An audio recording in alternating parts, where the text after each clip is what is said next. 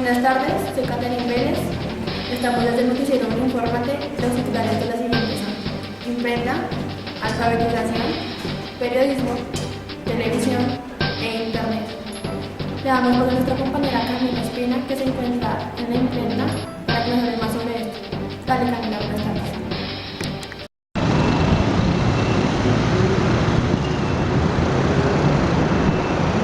Buenas tardes, en estos momentos me encuentro en la Imprenta Nacional de Colombia. En la siguiente nota verán el punto de vista de los ciudadanos sobre sus conocimientos de la imprenta nacional y la llegada que tuvo aquí a Colombia.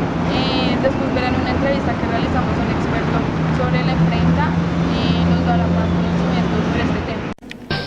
Muchas gracias, Camila. Ahora veremos una entrevista que ella realizó. Buenas tardes, nos encontramos aquí en la Imprenta Nacional de Colombia. Vamos a preguntar a personas del común que entienden por imprenta. Buenas tardes. Buenas tardes, mi nombre es Humberto Méndez. Hágame un favor, ¿usted qué entiende por imprenta? A ver, la imprenta yo creo que es una de las, es un arte que ha evolucionado, la tecnología y la civilización. La imprenta fue algo muy novedoso que se descubrió en los primeros siglos de la existencia del ser humano, antes de la época moderna, ¿sí? Fueron los chinos, tengo entendido, fueron los que iniciaron con estos manuscritos, y ya los egipcios también en los papiros fueron los que empezaron a elaborar a través de escritos todo lo que se está comunicando, de todo lo que era algo novedoso y que evolucionó a la civilización. ¿Esta qué cambio tuvo cuando llegó aquí a Colombia? A la sociedad que tuvo, pues principalmente salió reflejado en los periódicos, ¿no? En la prensa escrita. Los periódicos, principalmente los más antiguos, los reconocidos como El Tiempo, El Siglo, El Heraldo de Barranquilla, el Vanguardia Liberal de Santander, fueron los más novedosos que a través del tiraje de la información, de todo el acontecer ciudadano y del país, fueron informando a la sociedad, algo muy novedoso. En otro lugar de la imprenta se encuentra nuestra compañera Stephanie, que nos va a hablar sobre el tema. Adelante, Stephanie. Buenas tardes, me encuentro acá desde el Museo de la Imprenta Nacional de Colombia y pues a continuación Alexander nos dará más información sobre la imprenta, sobre cómo llegó a Colombia, el impacto que tuvo, cuáles eran los primeros escritos, de qué trataba esto y en qué material se hacía. Bueno, la imprenta se funda en China en el siglo V para dar un medio de comunicación más factible a todas las personas, para tener una hoja y tener un soporte y escribir sus vivencias, sus experiencias y todo lo que trae el ser humano. Los primeros escritos se tallaban en madera y se inventa el alfabeto en el Imperio Romano. Este alfabeto lo utilizaban en la Edad Media la iglesia. Los únicos que podían tener imprenta era la iglesia, o sea, ellos tenían el poder por todo el mundo. Ellos tallaban. ¿Qué pasa? Gutenberg rompe esto, porque ya no es tallar letra por letra, sino ya tener todas las letras en hierro. Gutenberg hace la A, la B, la C en hierro para tener tipos móviles y ir armando. Después, esto se denomina como imprenta, porque Gutenberg también codifica la prensa de vino, cambia el barril por una mesa, cambia la uva por papel y tinta y imprimir la Biblia. Este sistema llegó a nuestra ciudad, a la Nueva Granada. Tal vez era una imprenta, una capilla o una iglesia, para darnos educación. Los que trajeron la imprenta fueron los jesuitas, los únicos que sabían leer y escribir, como lo dije anteriormente, pero nos enseñaron esa tradición. Fundaron colegios como el Colegio San Bartolomé, universidades como la Universidad Javeriana y la imprenta. Esta imprenta evolucionó tanto hacia la imprenta más grande y más importante de Colombia, que es la Imprenta Nacional de Colombia. Ellos son desterrados por el rey Carlos III Y llega la tercera imprenta, la segunda imprenta, que es la imprenta real. En la imprenta real ya no son documentos religiosos, sino también científicos, como Contra la viruela de José Celestino Mutis. Él viaja a España y Antonio Nariño es el que funda la tercera imprenta, la imprenta patriótica y la imprenta más importante hasta la historia. En esta imprenta se imprimieron los derechos del hombre y del ciudadano y el periódico La Bagatela. Y finalmente se fundan instituciones gracias a la imprenta a las artes gráficas, como el SENA, el Ministerio de Cultura y las escuelas gráficas salesianas, y personajes importantes para ella, como el señor Manuel Carvajal, el señor Tarcisio Higuera y el señor Virrey Flores Solís. ¿Y nos puedes hablar sobre qué impacto tuvo acá en Colombia? El impacto fue muy grande, como dije anteriormente, los jesuitas traen la imprenta. Gracias a esto sabemos leer, escribir y llegan las revoluciones, ya se cae la corona española, porque el pueblo ya tenía como conocimiento qué pasaba en el mundo exterior. Muchas gracias, Stephanie, por tu información. Ahora vamos a corte de comerciales. No se despeguen de Unido Informante.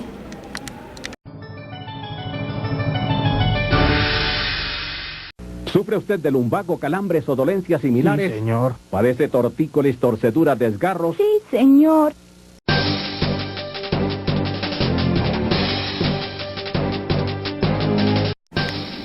Última hora, damos paso a nuestra compañera Stephanie, que se encuentra en la Universidad Minuto de Dios, en la Facultad de Ciencias de la Comunicación, y nos va a hablar sobre la alfabetización. Adelante, Stephanie.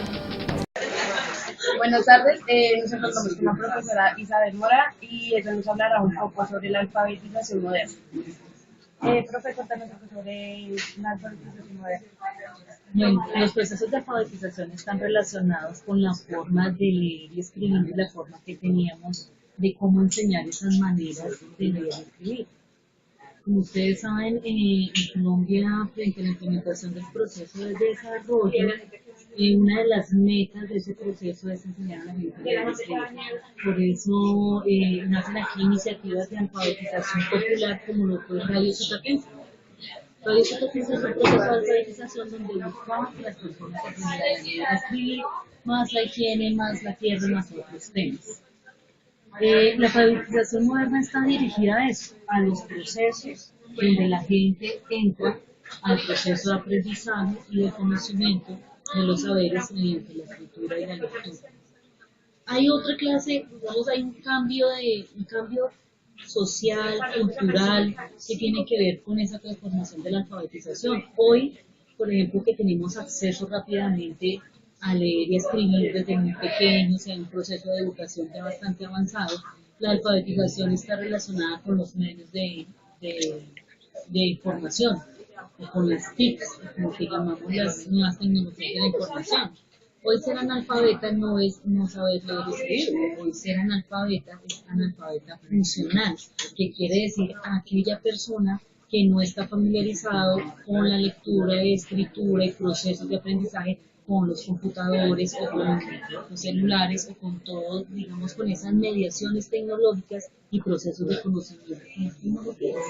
Es un alfabeta funcional, es aquel que le tiene miedo a la tecnología, es aquel que le tiene miedo al computador, tal vez nuestros abuelos que siempre están ahí como mirando con curiosidad pero no se atreven. Ese es el proceso de analfabeto funcional hoy en la posmodernidad.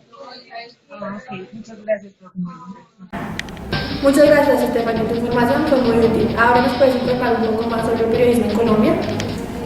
Buenas tardes, nos encontramos aquí en la Facultad de Comunicación Social y Periodismo. Nos encontramos con la profesora Ela. Y, profe, ¿nos puedes hablar un poco sobre el papel del periodista acá en Colombia?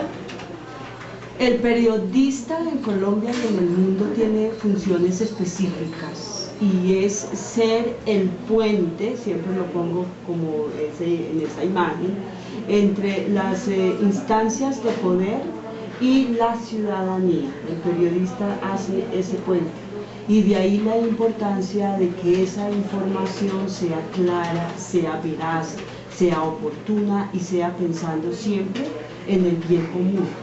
Las noticias, toda la información oficial hay que evaluarla, hay que cuestionarla, hay que analizarla y buscar siempre miradas distintas para entregar a la ciudadanía una información lo más oportuna y veraz posible. ¿Los medios de comunicación tienen que ver algo con el periodista en la información, el manejo de información? Claro, los medios de comunicación tienen unos consejos de redacción en donde está el jefe de redacción, el editor y los periodistas, y entre todos se intercambian opiniones y miradas frente a los hechos más importantes del país. ¿Esa es tu pregunta o tu pregunta tiene que ver con la intervención del medio en la información? En la información, sí. Depende del medio y depende del periodista. El periodista no puede ser un títere que trabaja para que otros acomoden esa información a su manera. Sabemos que las empresas periodísticas son empresas y por tanto tienen objetivos económicos, pero de ahí la importancia de la ética del periodista, del conocimiento del periodista, de la preparación del periodista. Siempre le digo a mis estudiantes que muchos de los estudiantes de periodismo, incluida yo, de alguna manera. Ofrecemos disculpas a nuestros televidentes, ya que tenemos algunas fallas técnicas. Ahora vamos a encontrar con responsable Paola Correa, que se encuentra en la Universidad de Dios y nos va a hablar más sobre la televisión en Colombia. Adelante, Paola. Nos encontramos con el señor David González, el coordinador del área de periodismo de la Universidad Minuto de Dios. Buenas tardes, David. Hola, buenas tardes. ¿Cómo estás? Vamos a hablar un poco sobre la televisión en Colombia. Entonces, para dar inicio a esto, nosotros sabemos que la televisión en Colombia surgió muy de la mano del poder. ¿Usted cree que hasta el momento esto ha venido igual o ha cambiado en algo? Surgió muy de la mano del poder económico, desde luego, porque la televisión requiere de medios industriales para poder funcionar. A diferencia, por ejemplo, del Internet, que permitió una democratización de la información, de muchos productos, la televisión se requiere de una inversión fuerte económica para que tenga el alcance que ha llegado a tener. Entonces, desde luego, el poder económico ha estado muy atado con la forma en que la televisión se ha ido extendiendo y evolucionando y creciendo a lo largo de la historia, y particularmente ha sido mayor en los países donde la televisión pública no es tan fuerte como la televisión privada, es decir, donde los canales institucionales del Estado no apoyan televisión pública independiente como en algunos países, sino al contrario, dejan eso en manos de las empresas privadas. Entonces, desde luego, como sucede en Colombia, el poder económico está muy atado al crecimiento de la televisión. La siguiente pregunta es para usted: ¿cuáles serían las fechas o los momentos más determinados en el desarrollo de la televisión?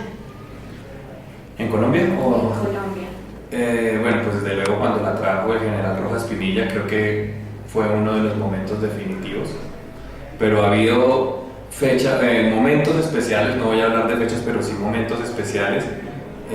Una pues fue el cierre de Imravisión, me parece que fue el cierre de un ciclo, de unos esfuerzos de crear una televisión pública que por distintas causas pues no prosperó. Otra, cuando nacieron los canales privados en el 98, se pasó de un formato de televisión abierta que se tenía a otro muy distinto, que ha marcado los últimos 15 años más o menos de televisión. Esos son momentos definitivos, ya hechos puntuales que sin duda han servido para la expansión de los medios y para una modernización de los medios, pues han sido siempre los cubrimientos de los eventos deportivos, ¿no? Cuando hay cubrimientos de los eventos deportivos, de los grandes eventos deportivos que han ocurrido en Colombia, se ven las mayores innovaciones en televisión, tanto en la parte técnica como en la parte profesional. Y al contrario, también hay hechos, digamos, polémicos, donde la televisión ha servido al poder para callar alguna información que afecta a la opinión pública. Por ejemplo, en los hechos del Palacio de Justicia, cuando la ministra de Comunicaciones de entonces decidió pasar un partido de fútbol durante la retoma por parte del ejército del Palacio de Justicia, haciendo censura a una información que era de interés general, ¿no? Entonces, digamos que desde distintas perspectivas se puede hablar de momentos importantes en la televisión en el país. Y Y en aproximadamente 20 años, ¿usted cómo cree que seguirá desarrollándose esto? ¿Cómo ve usted la televisión en 20 años? Ahorita mismo la televisión está sufriendo un cambio, yo diría para bien, gigantesco. En Estados Unidos, canales como Netflix han triunfado con la televisión por internet sobre la televisión incluso por cable.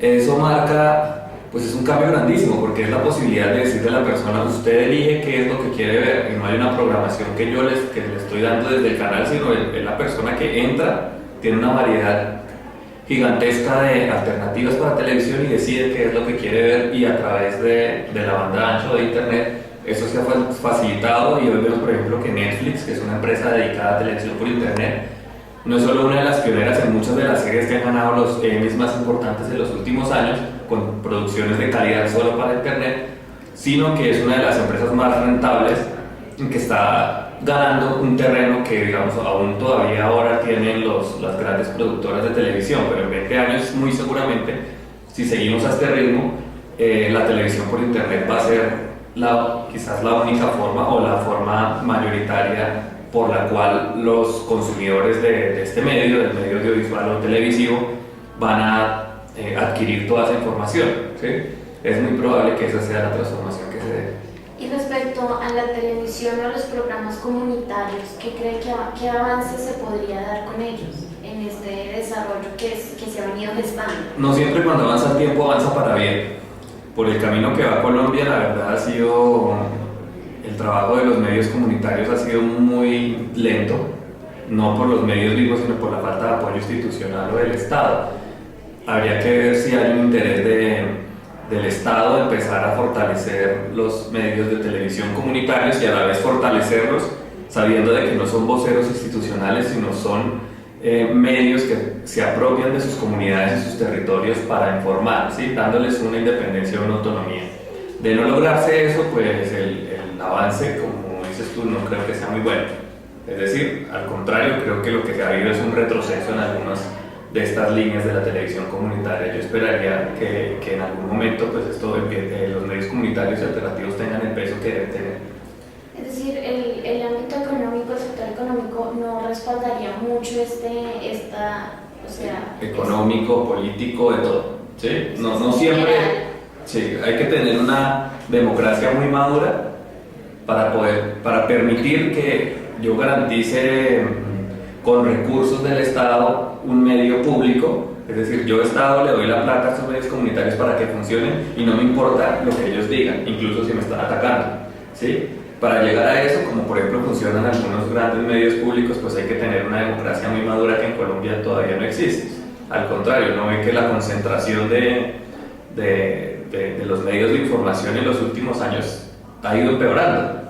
Hoy sí hay 4 o 3 grupos económicos dueños de los canales nacionales privados más importantes. Esto es bastante grave si comparamos como era hace 10 años, cuando habían unas 20, 25 programadoras, unos 20 años atrás, ¿sí? Ahora, claro, hay 3, 4 grupos de canales de televisión, de los cuales son dueños los mismos 3 o 4 grupos, digamos, o empresas económicas. Eso afecta de alguna forma la información.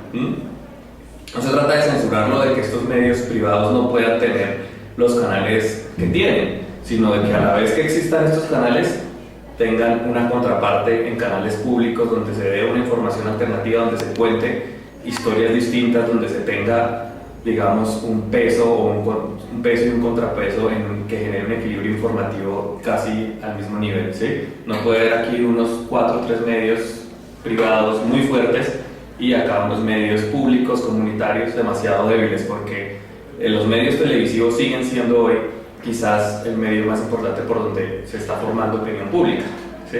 Entonces hay un problema de fondo incluso que afectaría a cualquier país democrático si la información solo viene de un lado, ¿no? Ese es el mensaje que nos quiere dar en sí la televisión, lo que viene, las personas que están detrás de esto, que nos quisieran transmitir a nosotros. Si hacemos como comparación de todos los programas que estamos viendo en televisión en estos momentos. Si te entiendo, me dices qué pasa con la gente que está detrás de esto. Yo no creo pues que tampoco sean como, no hay que satanizar, es decir, ellos tienen todo su derecho de contar la información que cuentan, de proteger los intereses de sus propias empresas y de hacerlo como lo están haciendo. El problema no está tanto en ellos, el problema está en que no hay alternativas para esa información. Alternativas apoyadas desde otro tipo, desde el Estado, desde las mismas comunidades que tengan el mismo peso, como sucede en otros países, ni siquiera estamos hablando de Europa, sino de países latinoamericanos, donde los medios públicos o comunitarios casi que tienen el mismo peso de los medios privados. Sí, eso no es tan grave, digamos, que existan estos canales y tengan esa línea editorial. Lo grave es que no haya otras alternativas de esa información. Bueno, muchísimas gracias por el tiempo que apartó para nosotros, y esto fue todo desde la Facultad de Comunicación Social. Muchas gracias, Paola, por tu información. Recuerden que pueden participar en nuestro noticiario en #Uniinformate. Allí responderemos todas sus preguntas. Nos acaba de llegar un tuit de @EricaSantamaría. ¿Quiere saber más sobre el Internet? Le damos paso a nuestra compañera Paola Correa, que nos informará más sobre esto. Adelante, Paola. Buenas tardes, soy Paola Correa y me encuentro con el profesor Álvaro Gutiérrez, profesor de la Facultad de Ingeniería. Estamos en un salón donde él ejerce como docente del área de gestión básica de la información. Buenas tardes. Buenas tardes. Bien. Hoy vamos a hablar un poco sobre el Internet. Nos damos cuenta que hace aproximadamente 30 años las personas decían que la Internet no iba a ser algo que iba a funcionar realmente, que no era algo que fuera a tener como futuro en ese entonces. Hoy nos damos cuenta que es fundamental como nuestro diario vivir. Profesor, ¿usted qué posición tiene de la Internet frente a la comunicación? Bueno, pues realmente la Internet cambió la manera que nos comunicamos, anteriormente pues se hacía por medio de cartas o en un tipo de mensajes, pues ahora pues todo es al instante, por medio del correo electrónico, del Facebook y el chat. Pues realmente rompe barreras y nosotros podemos tener una comunicación tanto síncrona como asíncrona, es decir, en tiempo real, o cuando una persona nos deja un mensaje lo podemos ver posteriormente. Y si nos paramos hoy y vemos la evolución de los medios de desarrollo que ha tenido el Internet y pensamos en unos 10 años, ¿usted qué piensa que se va a reformar más esta Internet? Pues realmente pienso que sí va a cambiar demasiado la manera como nos comunicamos. La red está aumentando tanto, pues que ya no hay tanta cobertura. De pronto llega un momento que inventen algo totalmente diferente a lo que nosotros conocemos como Internet. No seguros que sí.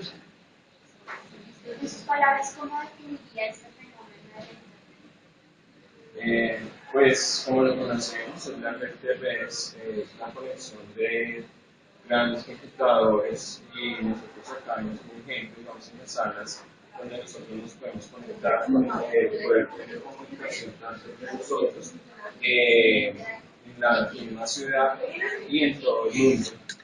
En este caso, pues, Internet es una herramienta y es una necesidad, aunque de todas maneras, por el manejo responsable que se está teniendo, pues hay que tener mucho cuidado.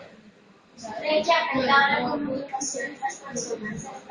Esto que es una herramienta, se supone que está desarrollada para acercar a las personas, pero se dice que al terminar la distancia las está alejando. Sí, claro, lo que pasa es que las personas pues ahora, digámoslo así, se encierran en un solo sitio y no comparten con los que están a su alrededor.